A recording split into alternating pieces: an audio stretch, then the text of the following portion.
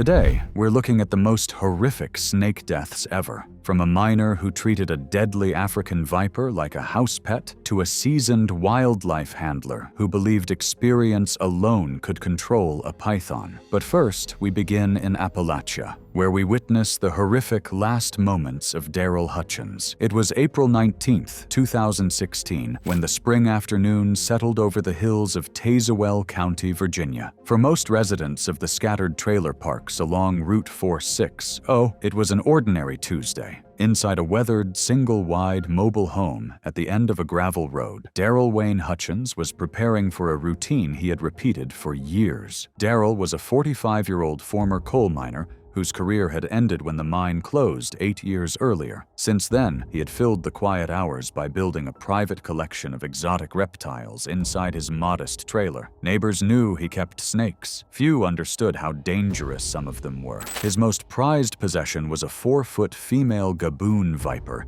he called Princess. He had acquired the snake 7 years earlier through online exotic animal forums, purchasing her without obtaining the permits required under Virginia wildlife regulations. He had paid $800, money he could scarcely afford, for what he considered the centerpiece of his collection. Princess lived in a large custom terrarium, occupying nearly half of Darrell's small living room. Unlike experienced venomous keepers, who relied on hooks and secure barriers, Darrell handled the viper directly. Several times a week, he removed her from the enclosure and allowed her to rest across his forearms while he sat on his couch watching television. Friends and relatives had warned him that routine handling of a heavy-bodied viper was unpredictable and unnecessary. Over time, most stopped visiting. 2 years earlier, a county animal control officer had visited the trailer following a complaint about exotic reptiles. Darrell had denied keeping venomous species and refused entry without a warrant. No follow-up inspection occurred.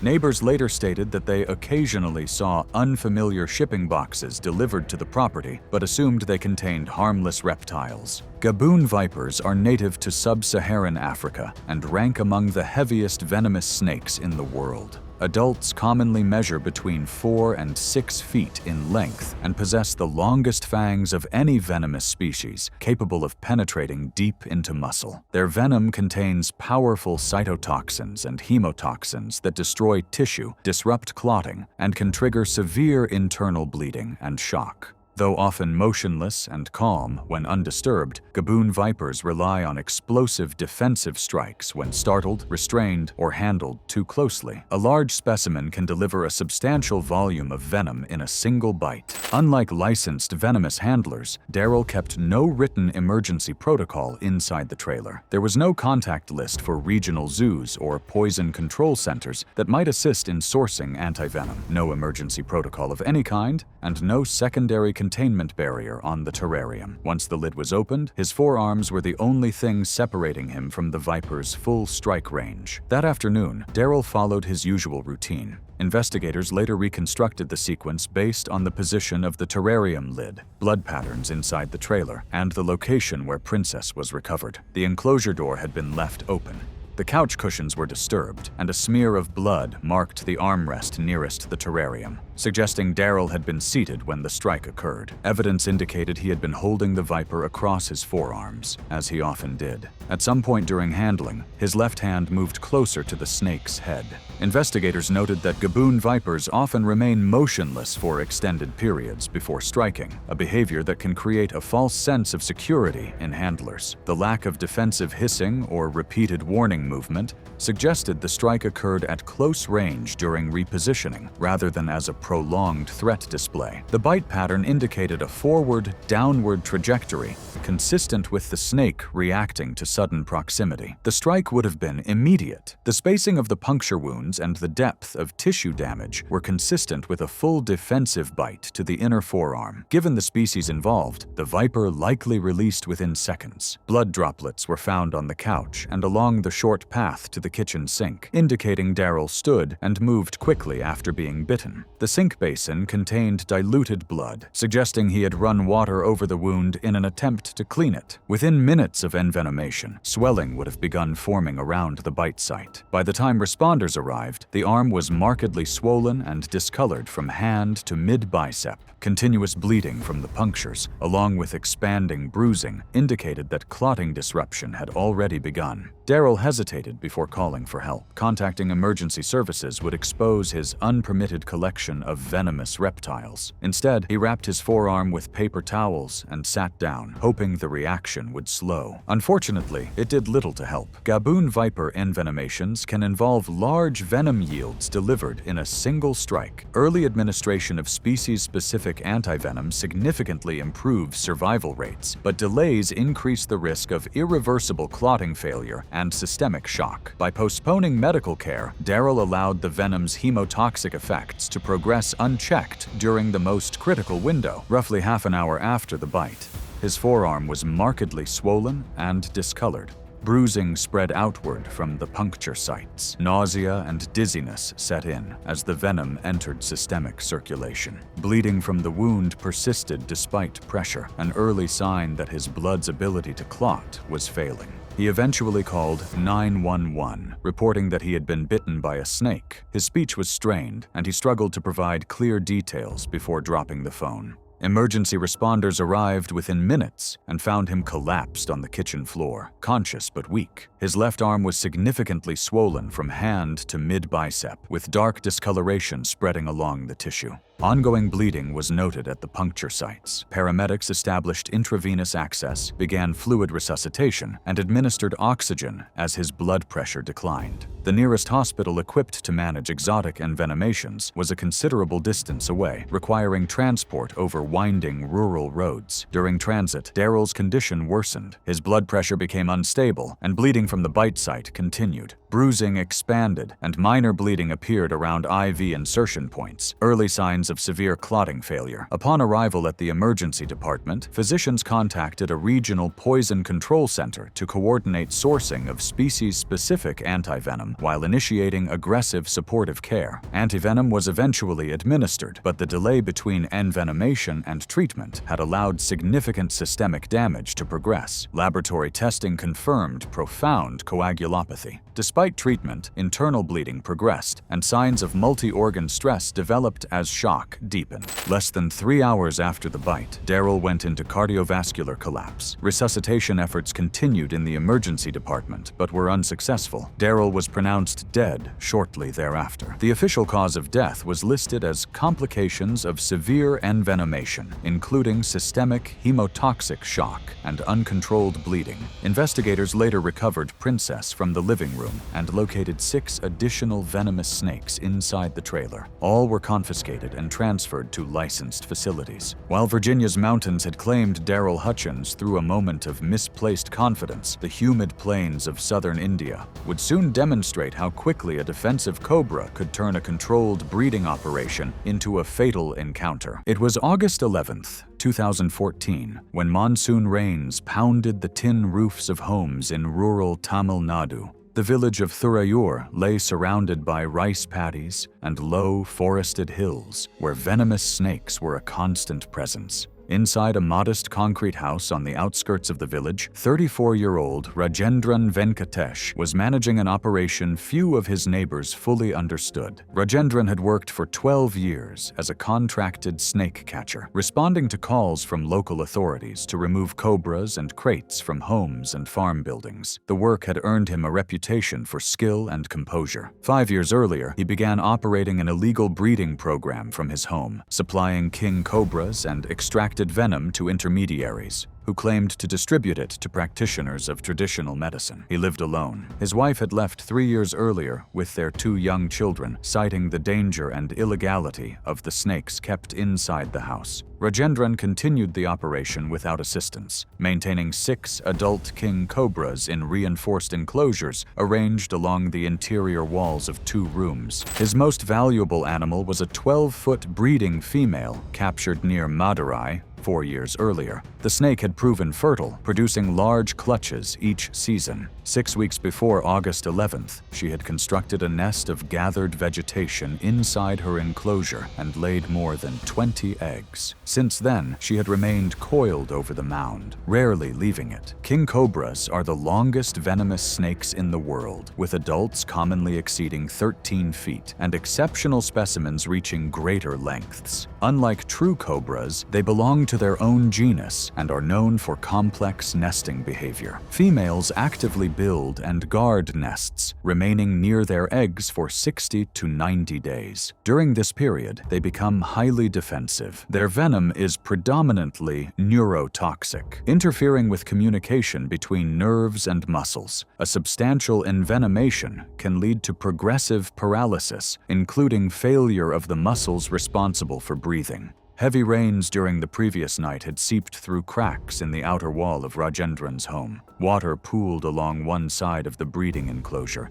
soaking part of the nest material. If the damp vegetation remained in place, mold or cooling could threaten the developing eggs. Replacing the soaked material required accessing the rear portion of the enclosure, directly beside the guarding female. Shortly after mid-afternoon, Rajendran began preparations. His standard protocol involved guiding the cobra into a secure transport box using a long snake hook and a rigid barrier board. Later examination of the scene showed the barrier board still leaning against the wall, unused. When he opened the enclosure, the female king cobra reacted immediately. She lifted the front portion of her body high off the ground and spread her hood, orienting toward the disturbance. The damp nest material indicated Rajendran had reached deeper into the enclosure than usual, likely attempting to shift vegetation near the eggs. Based on the position where he was later found and the injury documented at the hospital, investigators concluded that he extended his left forearm too close to the snake's head while repositioning debris. The cobra struck. Her head shot forward with the speed typical of large elapids, and her fangs penetrated the muscle of his forearm. Paired puncture wounds consistent with a full envenomation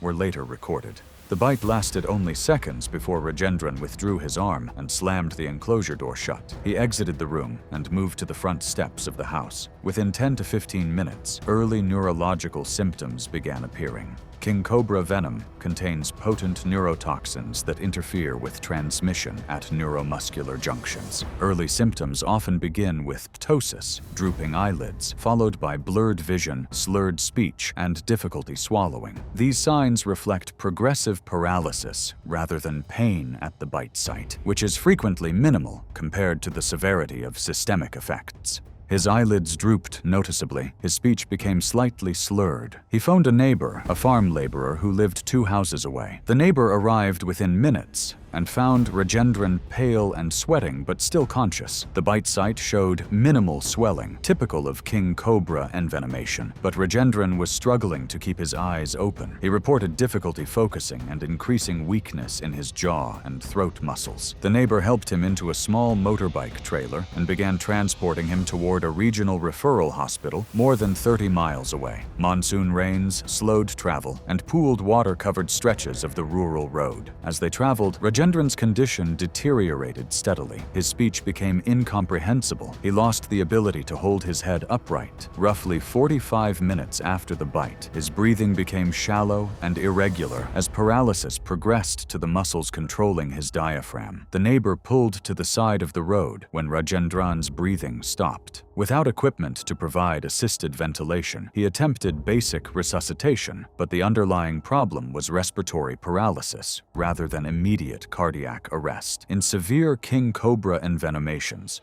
respiratory failure results from paralysis of the diaphragm and intercostal muscles rather than immediate cardiac arrest. Without mechanical ventilation, oxygen deprivation progresses even if the heart continues beating briefly, making rapid airway support critical for survival. After several minutes without improvement, he resumed driving in an effort to reach medical care. By the time they arrived at the hospital, Rajendran had no spontaneous respirations and no detectable pulse. Despite emergency efforts, he was pronounced dead shortly thereafter. The cause of death was determined to be respiratory failure resulting from severe neurotoxic envenomation. Authorities investigating the incident documented 6 adult king cobras inside the home and more than 40 eggs in various stages of development. The breeding female remained coiled near her partially soaked nest. Wildlife officials confiscated the surviving snakes and dismantled the operation. While Tamil Nadu's improvised breeding rooms had proven fatal for Rajendran Venkatesh, the isolated properties of Queensland's outback would soon reveal how declining health and venomous snake hoarding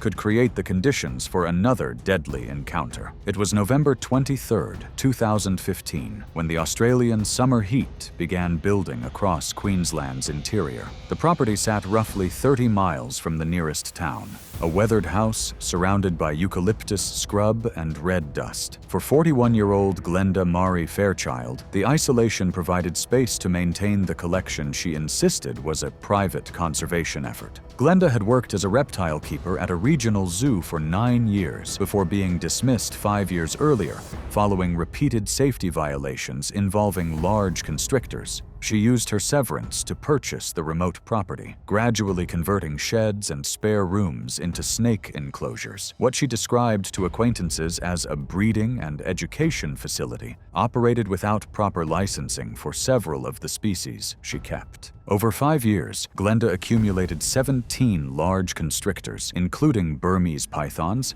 and carpet pythons. Feeding costs were high, and as her finances declined, enclosure maintenance became inconsistent. She supported herself through part-time cleaning work in the nearest town. Her most imposing specimen was a 22-foot female reticulated python acquired 3 years earlier through the exotic animal trade. The snake weighed well over 150 pounds and required 2 experienced handlers during routine maintenance at the zoo where Glenda had once worked. On the property, she managed the animal alone inside a converted walk-in, shed reinforced with wire panels and sliding timber doors. Reticulated pythons are the longest snake species in the world, with exceptional individuals exceeding 25 feet. Powerful ambush predators, they subdue prey by striking, anchoring with recurved teeth, and rapidly coiling. Modern research has shown that constrictors do not typically kill by crushing bones. Instead, tightening coils restrict blood flow and prevent effective breathing. Compression impairs venous return to the heart, causing a rapid drop in blood pressure. Once full constriction is established around the chest, loss of consciousness can occur within 1 to 2 minutes. Fatalities involving adult humans remain rare but have been documented, particularly when a single handler works alone with a very large specimen. On the morning of November 23rd, Glenda was alone on the property. She had been experiencing worsening respiratory symptoms from chronic bronchitis, but had not sought treatment. The reticulated python's enclosure required cleaning, a task postponed for weeks. Waste buildup had accumulated along one wall. Her normal protocol required securing the python inside a transport crate before entering the enclosure. At zoological facilities, reticulated pythons exceeding 15 feet are typically managed by 2 or more trained handlers during enclosure entry. Solo interaction with a specimen exceeding 20 feet significantly increases risk, particularly if the animal is alert and unrestrained within a confined space. Moving a snake of that size alone required strength and coordination. Instead, she chose to enter while the animal remained inside. The python had been fed approximately 10 days earlier and was coiled along the far wall of the structure. Shortly after 10 a.m., Glenda entered with cleaning tools and a bucket. Investigators later noted that the enclosure door had been latched from the inside. She began cleaning along the opposite wall, gradually working closer to where the python rested. At some point during the process, likely when she turned and shifted position within striking range, the snake reacted. Reticulated pythons respond strongly to nearby movement and thermal contrast within close proximity. The initial bite was not witnessed, but puncture wounds to Glenda's upper torso were later documented, consistent with an anchoring strike. Once contact was established, the python's body coiled rapidly. Based on the position of Glenda's remains and the disturbed bedding material, authorities concluded that multiple coils encircled her chest and upper abdomen. With both arms trapped against her body, Glenda would have been unable to reach the snake's head or loosen the coils. As the python tightened, compression around her ribcage restricted chest expansion, and severely limited blood return to the heart. Within a short period, likely less than 2 minutes, blood pressure would have dropped sharply. Loss of consciousness would have followed quickly as oxygen delivery to the brain declined. There was no evidence of prolonged struggle inside the enclosure. Post-mortem examination documented no significant rib or spinal fractures, findings consistent with circulatory collapse rather than bone-crushing trauma. Death was ruled due to constriction by python, resulting in asphyxia. The snake did not attempt to consume the body. After constriction ceased, it retreated to the opposite side of the enclosure. Glenda's employer, 53-year-old Karen Mitchell, reported her missing after she failed to appear for scheduled cleaning shifts over several days. Senior Constable Andrew Holloway, 46, conducted a welfare check 4 days later. Officers entered the property and discovered Glenda's body inside the python enclosure. Queensland wildlife authorities responded to secure the animals. The reticulated python was euthanized due to its involvement in a fatality. The remaining constrictors were seized and transferred to licensed facilities. While Queensland's isolation had enabled Glenda Fairchild's fatal lapse in protocol, the garage workshops of South Africa would soon demonstrate how unfamiliarity with an aggressive species could turn a routine transfer into a deadly encounter. It was February 8, 2017, when the late summer heat settled over South Africa's Free State province. The small town of Bethlehem lay amid wide agricultural lands where maize fields stretched toward the Maluti Mountains. On the outskirts of town, 29-year-old Cobus Hendrik van Rensburg operated a modest exotic reptile business from a converted garage beside his home. Cobus had built his reputation over 3 years as a reliable source for unusual snakes, working within a market where permits were required, but enforcement varied by region. By day, he worked as a mechanic at a local auto shop owned by 52-year-old Peter Botha. Evenings and weekends were devoted to reptile sales, imports, and private collector transfers. His wife, Marilise van Rensburg, 28, worked as a primary school teacher. Though uneasy around large snakes, she accepted the business so long as it remained confined to the garage. The structure had been reinforced with wooden framing, sliding glass panels, and heat lamps mounted along insulated walls. Larger specimens were housed in custom enclosures designed to allow partial entry during maintenance. 5 days before February 8th, Cobus had received a 16-foot male African rock python from a contact in Mozambique. The snake was healthy, but newly transported and not yet fully acclimated. A collector in Johannesburg had agreed to purchase the python for 6,000 rand. The only remaining step was transferring the animal into a secure transport crate before the buyer's arrival later that afternoon. African rock pythons are among Africa's largest snakes, with exceptional individuals exceeding 20 feet. In captivity, they are often described as highly defensive, particularly when recently relocated or restrained. When threatened, they strike rapidly and may attempt to anchor with their teeth before coiling. Modern research has shown that constrictors do not kill by crushing bones or strangling the airway. Instead, tight coils around the torso restrict blood return to the heart, causing a rapid drop in blood pressure. Once full constriction is established, loss of consciousness can occur within 1 to 2 minutes due to reduced cerebral blood flow. Shortly before midday, Cobus entered the garage to begin the transfer. The python was alert inside its enclosure, body partially uncoiled and tongue flicking. A wooden transport crate sat open nearby. Cobus intended to use a snake hook to guide the head forward while supporting the body during entry. When he opened the enclosure and extended the hook, the python struck toward the movement and withdrew into a defensive posture. During a second attempt, the snake surged forward with enough momentum that part of its body slid over the lower lip of the enclosure. Cobus instinctively reached to control the midsection and prevent the animal from dropping to the floor. The movement placed his upper body within close range of the snake's head. The python redirected, anchoring its bite against his upper arm as it pulled inward. Large pythons frequently use their teeth not only to secure prey, but to draw themselves closer to a target. Once anchored, their body follows in rapid succession, allowing coils to form within seconds. The behavior is reflexive rather than calculated, triggered by proximity and perceived threat.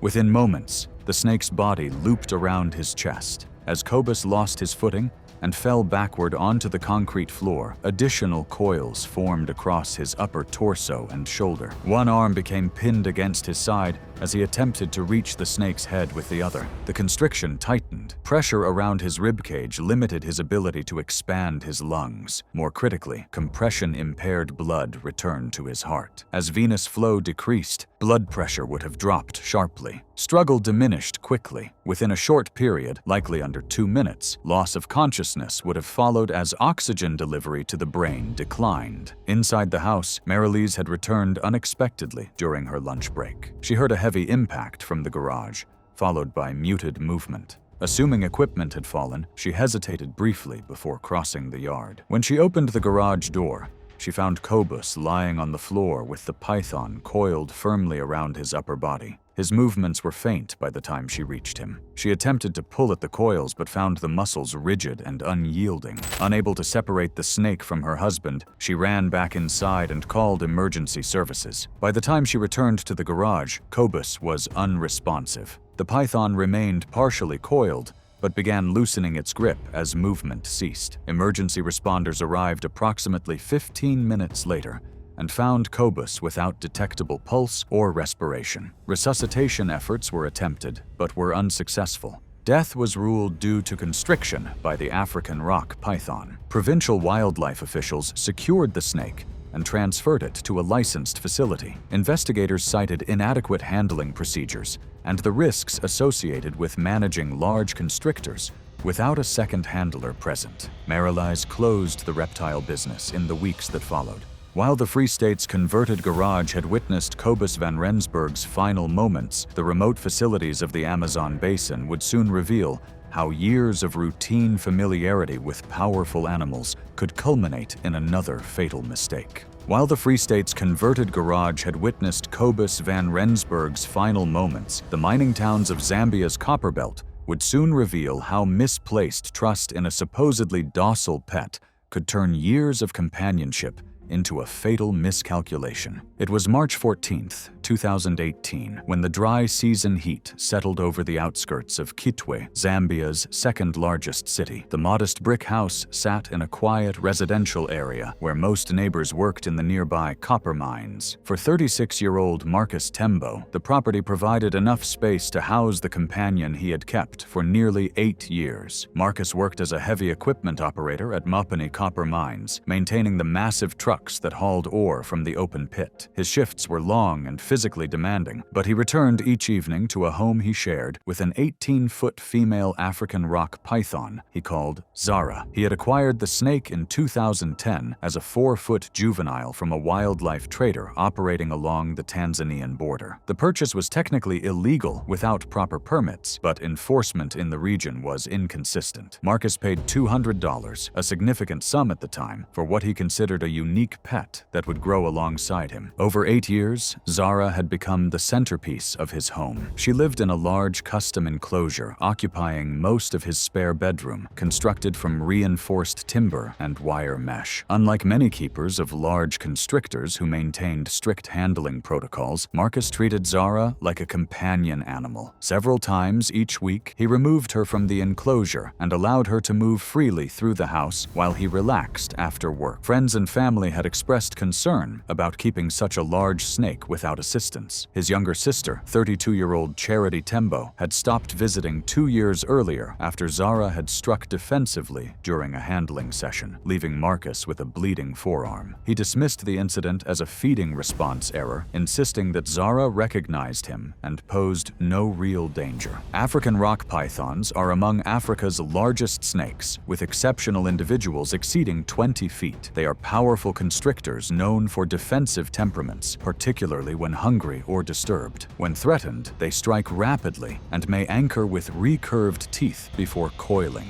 Modern research has shown that large constrictors kill not by crushing bones, but by restricting blood flow. Tight coils around the torso impair venous return to the heart, causing a rapid drop in blood pressure. Once full constriction is established around the chest, loss of consciousness can occur within 1 to 2 minutes as oxygen delivery to the brain declines. On the evening of March 14th, Marcus returned home after a 12-hour shift. He had worked through lunch and skipped dinner, arriving exhausted shortly after 8 p.m. Zara had not been fed in nearly 7 weeks, significantly longer than his usual feeding interval, due to difficulty sourcing appropriately sized prey. Investigators later reconstructed the sequence based on the position of furniture, blood patterns inside the bedroom, and the location where Zara was recovered. The enclosure door had been left partially unsecured. Displaced bedding and overturned items suggested Marcus had been resting on his bed when he noticed the python had exited the enclosure. Evidence indicated Zara had moved across the bedroom floor and was positioned near the foot of the bed when Marcus attempted to return her to the enclosure. Despite his fatigue, Marcus entered the bedroom and attempted to lift the python's midsection to guide her back toward the enclosure. The movement placed his upper body within close range of the snake's head as he bent forward to control her weight. At that moment, possibly triggered by sudden movement, proximity, or a combination of hunger and defensive response, the python struck. Bite marks documented on his upper chest and shoulder were consistent with an anchoring bite delivered at close range. The depth and spacing of the punctures indicated a full anchoring strike rather than a defensive snap and release. Once contact was established, Zara's body coiled rapidly. Based on the disturbed bedding and the position where Marcus was found, authorities concluded that multiple coils encircled his chest and upper abdomen within seconds. The sudden force destabilized him, and he fell backward onto the bed.